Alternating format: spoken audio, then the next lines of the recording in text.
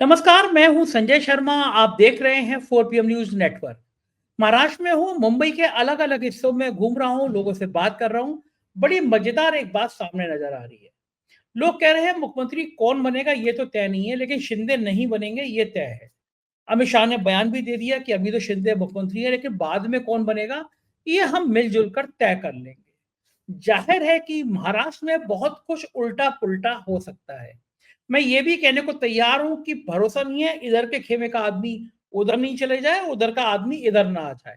यानी किसी भी गठबंधन को अगर पूरा बहुमत नहीं मिला तो महाराष्ट्र में एक बार फिर से ऑपरेशन लोटस बड़े पैमाने पर होगा। बहुत जबरदस्त राजनीति महाराष्ट्र में चल रही है। और इस बीच में झारखंड से लेकर महाराष्ट्र तक चुनाव आयोग ने हर बार की तरह आंखें बंद कर ली हैं। उद्धव ठाकरे का बैग चेक किया जा रहा है। उद्धव ठाकरे पूछ रहे हैं कि मोदी और शाह का बैग क्यों नहीं चेक किया जा रहा। अभय दुबे जी से हमने विस्तार से बात की है। उत्तर प्रदेश में प्रयागराज में नौजवानों पर, छात्रों पर बेरहमी से लाठियां चलाई गई। मुझे लगता है जो सरकार नौजवानों पर, छात्रों पर लाठी चलाती है वो सरकार बहुत दिनों तक रहती नहीं है। और ये बात सब मान रहे हैं कि महाराष्ट्र का चुनाव तय कर देगा कि बीजेपी का अध्यक्ष कौन होगा और योगी की कुर्सी का क्या होगा। ये सारी बातें अभय दुबे जी के साथ की हैं। बहुत रोचक बातचीत है। आपसे रिक्वेस्ट है चैनल को सब्सक्राइब करिएगा, ज्वाइन करिएगा। चलते हैं अभय दुबे जी के पास। 4 PM न्यूज नेटवर्क में स्वागत है अभय दुबे जी आपका। अमित शाह जी ने एक बड़ा बयान दिया है महाराष्ट्र में। ये कहा है कि अभी भैया एकनाथ शिंदे हैं जरूर मुख्यमंत्री, लेकिन जब रिजल्ट आ जाएगा उसके बाद तय करेंगे मुख्यमंत्री कौन होगा। तीनों हम सहयोगी दल हैं, आपस में मिलेंगे, बैठेंगे, तब तय करेंगे। और मैं महाराष्ट्र में मुंबई में हूं तो मेरे कई जर्नलिस्टों से बात हुई, सब हंस रहे हैं और ये कह रहे हैं कि इतना तो हम शर्त लगाने को तैयार हैं, मुख्यमंत्री कौन बनेगा ये तो नहीं कह सकते, लेकिन शिंदे नहीं बनेंगे ये हम गारंटी ले सकते हैं। उसने अमित शाह ने बयान दे दिया कि भाई शिंदे का भी तय नहीं है। तो ये महाराष्ट्र में जो गठबंधन के बीच में, और दूसरा मैंने यहाँ रह के ये देखा 4-5 दिनों में कि इतना कंफ्यूजन है। और कौन नेता जिस गठबंधन में है चुनाव के बाद वो उसके साथ रह जाएगा इसको लेके भी कोई श्योर नहीं है। अजीत पवार लड़े लड़ से रहे हैं, लेकिन अगर विधायक आ गए 8-10-12 तो कोई गारंटी नहीं दे सकता वो उधर नहीं जा सकते। इसी तरह बाकी लोगों के लिए भी है। उद्धव ठाकरे के लिए भी लोग कह रहे हैं कि कहीं ऐसा ना हो बीजेपी बाद में उनको प्रसंग ले आए। तो इधर अजीत पवार, उद्धव ठाकरे, मतलब बड़ा कंफ्यूजन सा है। दूसरा ये है कि लोगों को अभी तक चुनाव चिन्ह याद नहीं हो पा रहे हैं। इस पार्टी के, एक एक पार्टी के इतने इतने चुनाव चिन्ह है। महाराष्ट्र का चुनाव वास्तव में इतना उलझा हुआ चुनाव मैंने तो नहीं देखा कोई भी। लेकिन अमित शाह के बयान से आज की बातचीत शुरू करते हैं। ये अमित शाह तक कंफ्यूजन क्यों पैदा कर रहे हैं? क्या शिंदे वाकई में बनेंगे नहीं दोबारा? आपको क्या लगता है? मुझे लगता है अमित शाह कंफ्यूजन पैदा नहीं कर रहे हैं, बल्कि कंफ्यूजन दूर कर रहे हैं। और वो जो महायुति है उसके अंदर कोई कंफ्यूजन ना रहे, इसके ऊपर उन्होंने एक सिक्का बंद बयान दिया है। इस बयान के बाद किसी के लिए कुछ और कहने की जरूरत नहीं रह गई। हम और आप जो व्याख्याएं कर रहे हैं, दरअसल कर रहे हैं अभी तक 4 PM के मंच पर, ये दरअसल उन व्याख्याओं की तस्दीक है कि हमारी व्याख्याएं सही थी। भाई हमने क्या व्याख्या की थी? हमने यही तो व्याख्या की थी कि जो पार्टी 288 के सदन में 151 सीटों पर चुनाव लड़ रही है और जिसके 15 सदस्य दूसरे अपने पार्टनरों के टिकटों पर लड़ रहे हैं, जिसके 15 उम्मीदवार, यानी कुल मिलाकर वो 166 सीटों पर चुनाव लड़ रही है। जब अगर उस गठजोड़ की सरकार बनी तो जाहिर है कि उस पार्टी का ही मुख्यमंत्री बनेगा। मतलब ये तो अपने आप में बिल्कुल तय बात है, तयशुदा बात है। जब पिछली बार जब उद्धव ठाकरे के साथ मिलकर, शिवसेना के साथ मिलकर भाजपा ने चुनाव लड़ा था, तो भाजपा ने 100 से कुछ ज्यादा सीटें प्राप्त की थी। मुझे एक ठीक ठीक आंकड़ा याद नहीं है, तो 100 से जरा सी ज्यादा सीटें थी। तब तो उनका कहना ये था कि भाई हमारी पास सबसे ज्यादा सीटें हैं, हमारा ही मुख्यमंत्री बनेगा। और इस जिद में उन्होंने पूरा गठजोड़ तोड़ दिया उद्धव ठाकरे को मुख्यमंत्री रोकने के लिए। अब अगर मान लीजिए उन्होंने 60% के आसपास उन्होंने स्ट्राइक रेट निकाला, तो फिर भाजपा की 100 से ज्यादा सीटें आएंगी। वो कैसे किसी दूसरे को मुख्यमंत्री मान लेंगे? देखिए, इसका एक छोटा सा इतिहास है जो 6 महीने पुराना इतिहास है। इस इतिहास पर गौर कर लीजिए। 6 महीने से अमित शाह जब आते थे मुंबई और अपने गठजोड़ पार्टनरों के साथ में चुनावी रणनीति पर गौर करते थे, तब वो उनसे साफ कहते थे, वो बड़ा उनका मशहूर वाक्य है जो अखबारों में भी छपा था, कि हमने काफी त्याग किया है, अब त्याग करने का नंबर आपका है।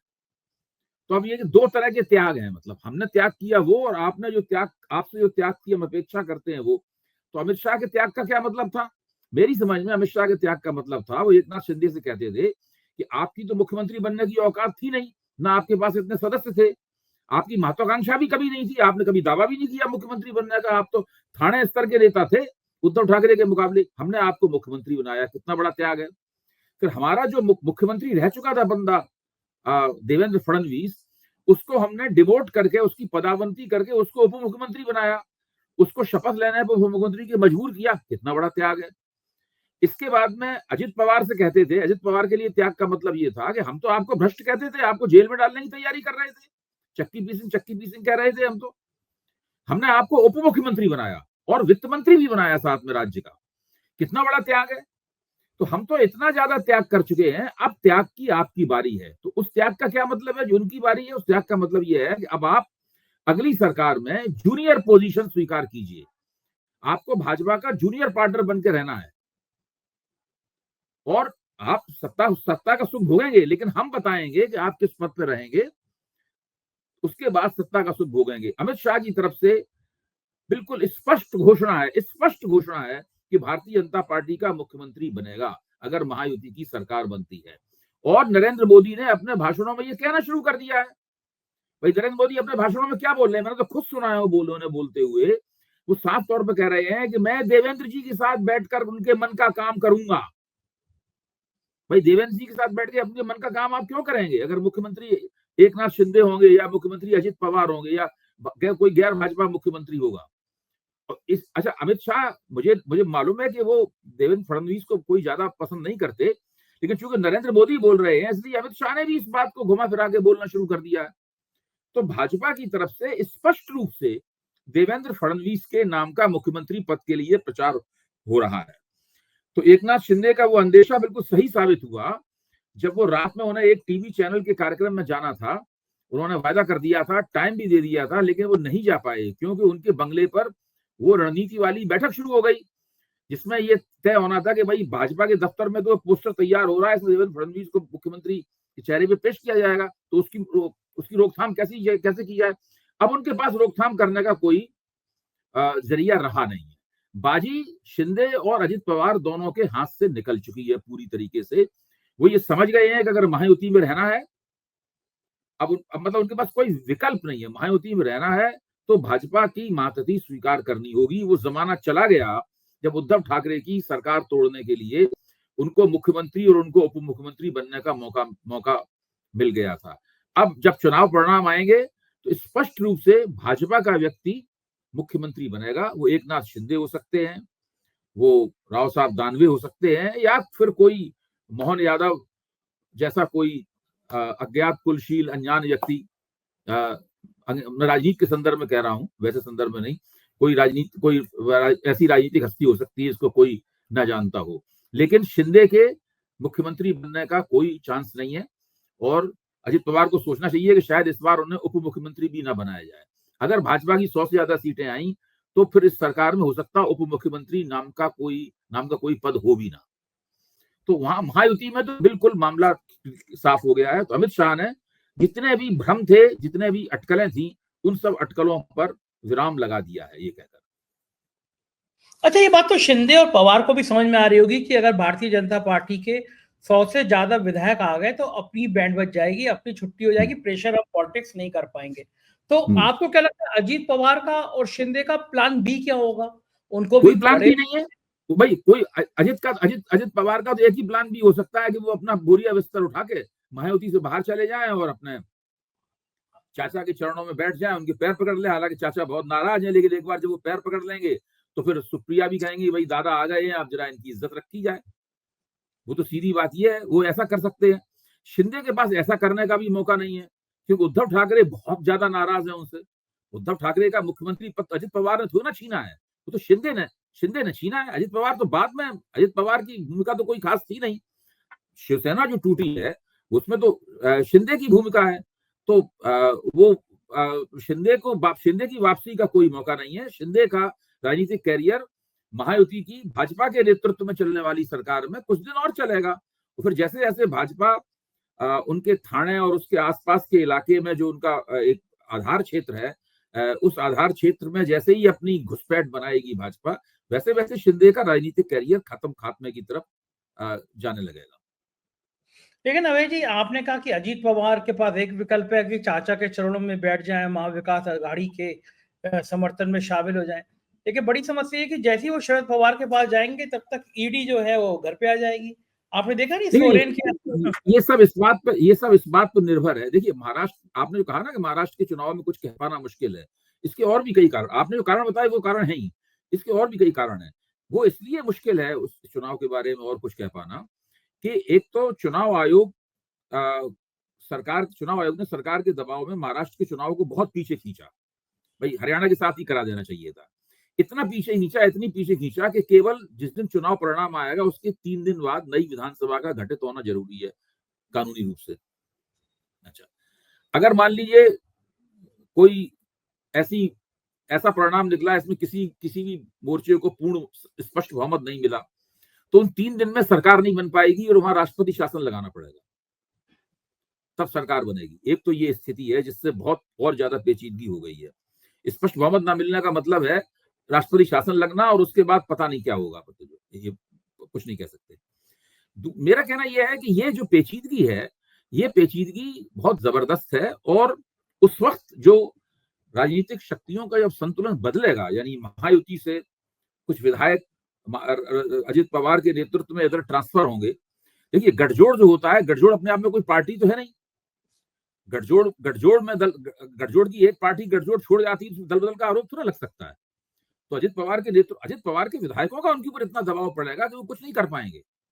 सारे विधायक आके उनका गिरेबान पकड़ लेंगे कि भाई चलिए, कहाँ चल रहे हैं भाई, हमारी जगह तो वो है पुरानी, हमारा घर तो वो है, यहाँ तो हम दूसरे घर के पिछवाड़े में हमें एक कमरा दे दिया गया है गंदा सा, उसमें हम रह रहे हैं, हम तो शरद पवार के साथ चलिए। तो उनके ऊपर बहुत दबाव पड़ेगा। सब कुछ इस बात पर निर्भर करता है कि नतीजा क्या आता है।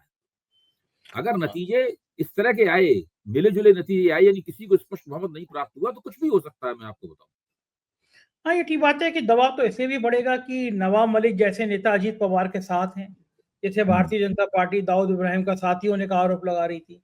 अगर वो जीत गए तो किस तरह बीजेपी शामिल करेगी। लेकिन एक बात, बड़ी मजेदार बात यह है कि महाराष्ट्र के अलग अलग हिस्सों से ये बात साफ पता चली कि पवार और शिंदे ये दोनों एक दूसरे को बहुत नापसंद करते हैं। शिंदे चाहते ही नहीं थे कि पवार के संग बीजेपी अपने थोड़े हाथ पैर आगे बढ़ाए। तो शिंदे और पवार के बीच में बहुत बड़ा मसला टकटका हुआ है। जैसे राज ठाकरे के बेटे को बीजेपी वॉकओवर देना चाहती थी कि वही राज ठाकरे का बेटा जीत जाए, लेकिन शिंदे अड़ गए वहां पे कि वो नहीं चाहते कि राज ठाकरे का थोड़ा उत्थान ज्यादा हो जाए, ज्यादा आ जाए। इस तरह की जो पेचीदगियां देखने को मिल रही हैं पवार और शिंदे के बीच में, जो अहम का टकराव है, बीजेपी कैसे मैनेज कर पाएगी इसको? भाई, शिंदे शुरू में मानते थे कि मैं मुख्यमंत्री हूं, भाजपा हमारे ऊपर निर्भर है।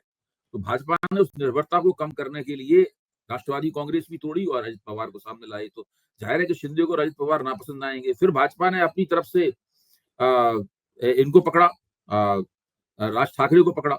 भाजपा ने राज ठाकरे वहां पे अपने लड़के के साथ में प्रधानमंत्री से मिलने गए दिल्ली, और उसके बाद में उनको पकड़ा, तो उनसे भी उनकी नाराजगी बहुत ही स्वाभाविक है।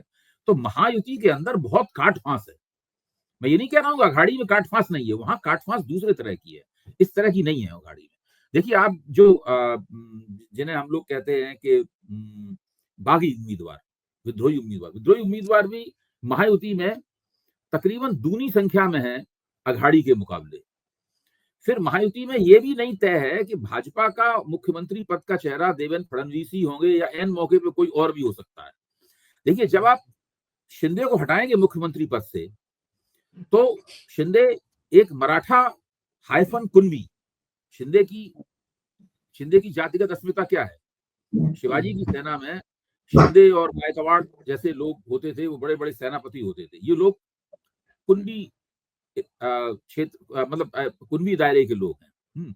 मराठाओं और कुणबी में बहुत ही एक तकनीकी किस्म का फर्क है, और वो फर्क संविधान ने और बढ़ा दिया है, क्योंकि कुणबियों को आरक्षण प्राप्त है ओबीसी का, मराठा लोग आरक्षण के लिए आंदोलन कर रहे हैं।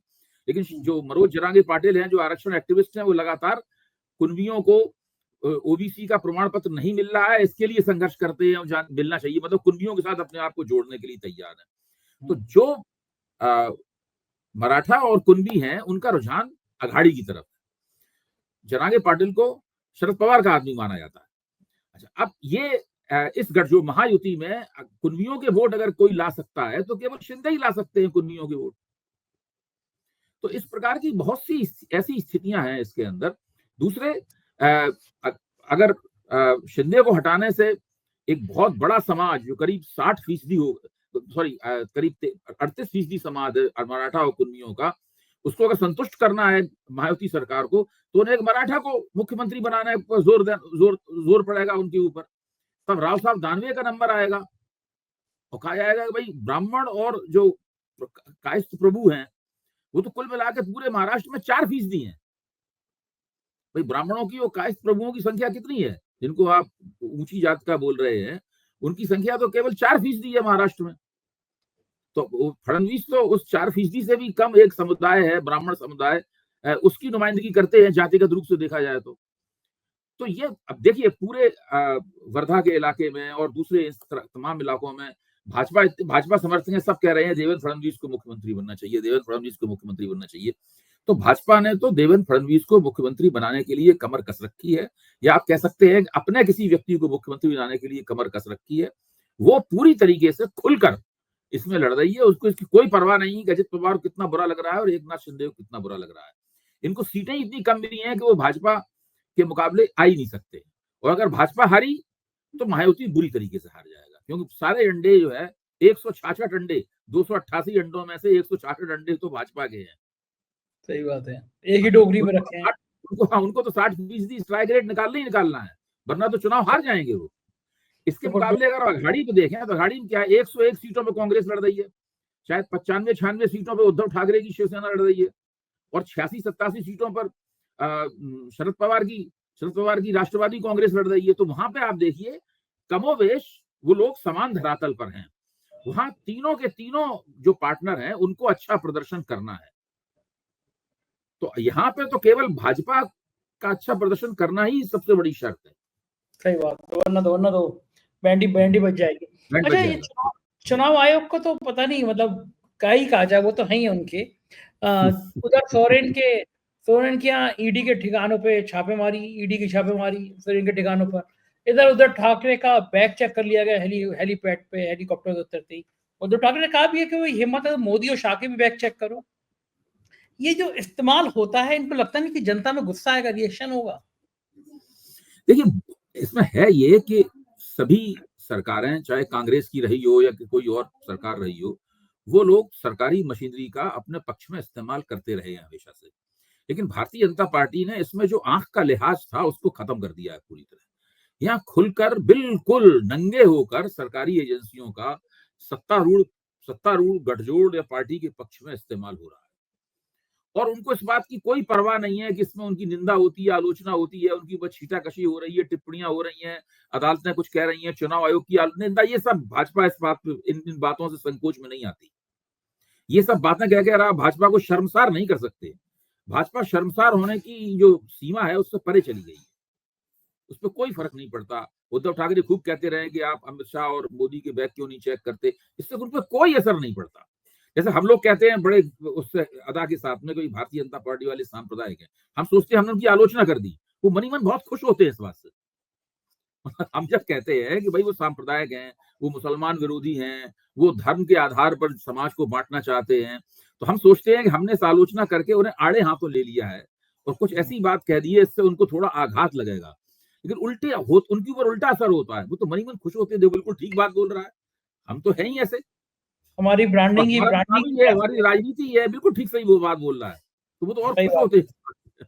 एक बार यूपी के एक बड़े माफिया जो राजनेता भी बन गए हैं, उन्होंने मुझसे कहा कि संजय जी मैं आपके साथ इंटरव्यू करना चाहता हूँ। मैं कहा स्वागत है, आइए बिल्कुल करिए। बोले लेकिन ये आप मुझे सवाल क्या पूछेंगे? मैं कहा ये तो मैं तय ही नहीं करता क्या पूछेंगे। पूरे नहीं आप अपराध की दुनिया से मत पूछिएगा, मतलब आप मुझसे राजनीति की दुनिया में पूछिएगा। बड़े बाहुबली थे। मैंने उनसे कहा कि आपकी जो ब्रांडिंग है वो महात्मा गांधी वाली नहीं है। आप बाहुबली है तो हम आपसे पूछेंगे कि आपने अपने दुश्मन गैंग को कैसे मरवाया, आप जेल से निकल के क्यों आए। फिर उन्होंने इंटरव्यू नहीं दिया मुझे। तो वो ये आप कह रहे हो कि वो सेम बात है, बीजेपी से पूछा जाए, कहा जाए कि भैया आप कम्युनल तो खुश हो जाएगी, भैया हम तो हिंदू वोटों को ऐसे ही लुभाते हैं, ऐसे ही कहते हैं। उधर आज उत्तर दिलचस्प बात बताऊं, एक संस्मरण बताऊं, एक टीवी चैनल पर बहुत शुरू में 2014 में मोदी की सरकार आई थी, तो ये लोग सबको कहते थे ये गद्दार है, ये राष्ट्र विरोधी है, इसको पाकिस्तान चला जाना चाहिए वगैरह सब ये बोलते थे। तो हम लोगों को बड़ी कोफ्त होती थी, पता नहीं ऐसा क्यों बोल रहे हैं हम लोग। तो मैंने एक संघ के विचारक से पूछा, बीच में चाय चल रही थी ब्रेक के, हमने यार ये क्यों बोलते हो गद्दार है, अभी हम लोग चाय पी रहे हैं कि हम गद्दार हैं, आपके साथ बैठे हुए चाय पी रहे हैं। तो बोले देखिए बात ये नहीं है, आपने हमारी पीठ पे सांप्रदायिक लिख दिया, हमने आपकी पीठ पे गद्दार लिख दिया। तो बोले ये हमने आपका ये जवाब दिया है। तो जब हम सही उनको सांप्रदायिक तौर पे आलोचना करते हैं तो उनके ऊपर किस तरह की प्रतिक्रियाएं होती हैं, मैं 4PM के दर्शकों का ध्यान इस ओर खींचना चाहता हूँ। हाँ, सही बात है। वो टुकड़े-टुकड़े गैंग बोलेंगे आपको, वो हाँ, वो सब पाकिस्तानी यही सब बोलेंगे बोलते आपको। हैं, अर्बन हाँ, नक्सल ये वो। अर्बन नक्सल, हाँ, ये सब बिल्कुल तो नई शब्द भाषा नए-नए। ही इन्होंने एक नई भाषा ही इजाद कर दी। मैं तो कभी सोचा भी नहीं था कि राजनीतिक प्रतियोगिता में इस प्रकार की भाषा का इस्तेमाल किया जाएगा। अर्बन नक्सल। अर्बन नक्सल, टुकड़े टुकड़े गैंग, पाकिस्तान चले जाओ, सनातन सनातन विरोधी। बिल्कुल सही कह रहे हैं आप। उधर उत्तर प्रदेश में एक बड़ी घटना घटी कि 2 एग्ज़ाम्स की तारीखों को लेके डिस्प्यूट था, तो इलाहाबाद में हज़ारों नौजवान इकट्ठे हो गए। और मुझे बड़ा तरस आता है इस भारतीय जनता पार्टी की मोदी सरकार में या योगी सरकार में, कोई सबसे ज़्यादा दुखी है तो बेरोज़गार है। अग्निवीर के नाम पर आपने उनके सपने खत्म कर दिए, नौकरी निकलती नहीं है, निकलती है तो पेपर लीक हो जाता है, पेपर हो नहीं पाता, नौकरियाँ मिल नहीं रही हैं। हज़ारों स्टूडेंट्स इकट्ठे हो गए, नौजवान इकट्ठे हो गए और पुलिस ने कस के लाठीचार्ज कर दिया। मुझे लगता है कि जो सरकार नौजवानों के सिर पर लाठी बरसाती है, वो शायद अपनी कब्र खुद खुदवाने को तैयार हो जाती है। अखिलेश यादव ने तंज भी कसा और कहा है कि योगी जी की तब कुर्सी केवल महाराष्ट्र के चुनाव के नतीजों के बाद तक बची है। इधर महाराष्ट्र के नतीजे आए, उधर योगी आदित्यनाथ की कुर्सी गई। तो मैं दोनों घटनाओं के संदर्भ में आपसे पूछूंगा भाई कि उनके क्या। दोनों उप मुख्यमंत्री यही बात कह रहे हैं। हाँ, उनके दोनों उप मुख्यमंत्री अपने अपने निजी जो पत्रकार उनके मित्र हैं उनसे तो यही कहते हैं कि भाई इनका योगी जी का हटना तय है। दोनों उप मुख्यमंत्रियों को इस बात को लेकर बड़ा अफसोस है कि देर क्यों हो रही है। मतलब उनको तो यही आला कमान की तरफ से उनके कानों में डाला गया है कि भाई हम इनको हटाएंगे। वो इस बात पे चकित हैं कि इतने ताकतवर नेता हैं नरेंद्र मोदी और अमित शाह, वो कह रहे हटाएंगे लेकिन हटा क्यों नहीं रहे। देखिए इन चुनाव के साथ तो उत्तर प्रदेश में उपचुनाव भी हो रहे हैं ना, तो उपचुनावों के नतीजे फिर इन चुनाव देख, इसमें हरियाणा के चुनाव में भाजपा जीत गई है। अच्छा अब भाजपा जीत गई है तो उस जीत का श्रेय किसको है?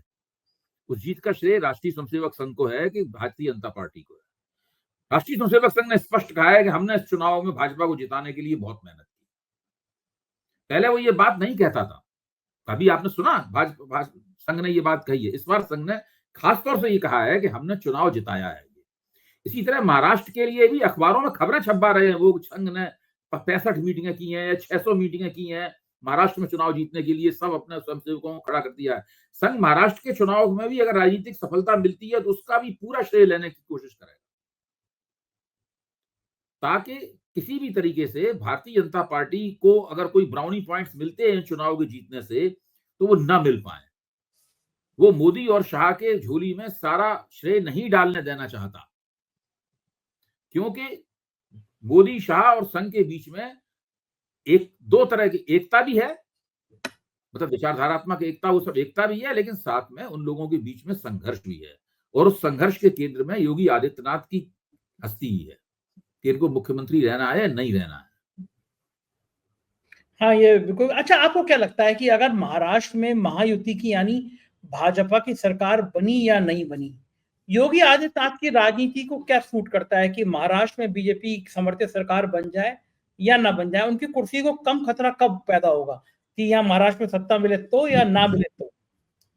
मुझे मुझे नहीं लगता कि उनकी कुर्सी इस बात पे ज्यादा निर्भर है कि महाराष्ट्र में कौन जीतता हारता है। वो सब इस बात पर निर्भर है कि मोदी और संघ के बीच में समझौता क्या होता है। मतलब वो जो अब देखिए हिंदुत्व की जो पूरी दुनिया है उसके केंद्र में, उसके शीर्ष पर कौन रहेगा? मोदी के नेतृत्व वाली भाजपा रहेगी या राष्ट्रीय स्वयंसेवक संघ के नेतृत्व वाली भाजपा रहेगी? ये दो बातें तय होनी है। अगर मोदी के नेतृत्व वाली भाजपा रहेगी तो इनकी योगी जी की छुट्टी तय है, लेकिन अगर संघ के नेतृत्व वाली भाजपा रहेगी तो योगी जी नहीं जाएंगे। मतलब मोटे तौर पे हम लोग ये कह सकते हैं। फिर इसमें और भी बहुत सी बारीकियां हैं, जैसे कि अब महाराष्ट्र का मुख्यमंत्री कौन बनेगा, देवेंद्र फडणवीस बनेंगे, राव साहब दानवे बनेंगे, या कोई और तीसरी शक्ति बनेगी, तीसरी हस्ती बनेगी, किसी कुछ नहीं पता। इसी तरीके से किसी कुछ नहीं पता कि अध्यक्ष कौन बनेगा, और वो अध्यक्ष दरअसल किसके खेमे का होगा। तो दो नावों में सवार होगा या एक ही नाव में चलेगा। अच्छा, आप इतने सालों से बीजेपी को इतने करीब से देख रहे हैं, बीजेपी के अंदर इतनी बहुत लंबे समय से इतनी कंफ्यूजन की स्थिति कभी आपने देखी कि अध्यक्ष कौन बनेगा, किसके खेमे का होगा, किसका नाम का होगा, किसका सहयोगी होगा? यही बीजेपी तय नहीं कर पा रही है, दुनिया की सबसे बड़ी पार्टी। अंतिम बार इनका कंफ्यूजन 2012-13 में था इनके, यानी जिस वक्त ये तय हो रहा था कि प्रधानमंत्री पद का चेहरा कौन सा होगा। जैसे ही नरेंद्र मोदी प्रधानमंत्री पद के चेहरे बने, यानी घोषित हुए आधिकारिक रूप से कि यही मुख्यमंत्री बनेंगे अगर भाजपा जीतती है, उसके बाद 2-3 महीने के अंदर सारा भ्रम दूर हो गया और सारी बागडोर चुनाव की, पार्टी पे प्रभुत्व की, सब मोदी और शाह के हाथ में आ गई। सारे लोग इनके अधीनता में चले गए, गडकरी भी इनकी अधीनता में चले गए, पीयूष गोयल भी इनकी अधीनता में चले गए, राजनाथ, सब लोगों ने लाइन लगा ली और इंतजार करने लगे कि चुनावी नतीजे जब आएंगे उसके बाद एक बार फिर तय करेंगे। लेकिन नरेंद्र स्पष्ट बहुमत मिल गया, तो फिर उसके बाद धीरे धीरे लोगों ने सोचा कि अब भाई इनकी तो उत्तरोत्तर मजबूत से मजबूत होते ही चले जा रहे हैं, तो फिर धीरे धीरे इन सब लोगों की ने अपनी दावेदारियां पीछे खींच ली और मोदी जी की ही दावेदारी केवल रह गई। जो जितना भी भ्रम था, मोदी जी ही जिसको चाह रहे हैं, बना रहे हैं पार्टी का अध्यक्ष, पहले अमित शाह को बनाया, फिर नड्डा को बनाया, मतलब सब उन्हीं के हिसाब से हो रहा है। अब जो बहुमत उन्होंने खोया 5 जून को, उसके बाद से फिर से भ्रम की स्थिति पैदा हुई है और उस भ्रम की स्थिति में ये तय नहीं हो पा रहा है कि भाजपा की लगाम किसके हाथ में रहेगी। मोदी के हाथ में रहेगी पहले की तरह, या मोदी के हाथ से निकलकर संघ के हाथ में चली जाएगी। संघ की पूरी कोशिश है कि मोदी के हाथ से वो लगाम छीन ले। ठीक बात है, और शायद महाराष्ट्र के चुनाव नतीजे ये तय भी कर देंगे। बहुत बहुत शुक्रिया अभय जी, इतना समय दिया आपने, आभार। तो ये थे अभय द्विवेदी जी, और आपको यकीन हुआ होगा कि ये सारी बातें तार्किक आधार पर वो कर रहे थे। कैसी लगी बातचीत बताइएगा जरूर, चैनल के साथ रहिएगा। शुक्रिया, थैंक यू।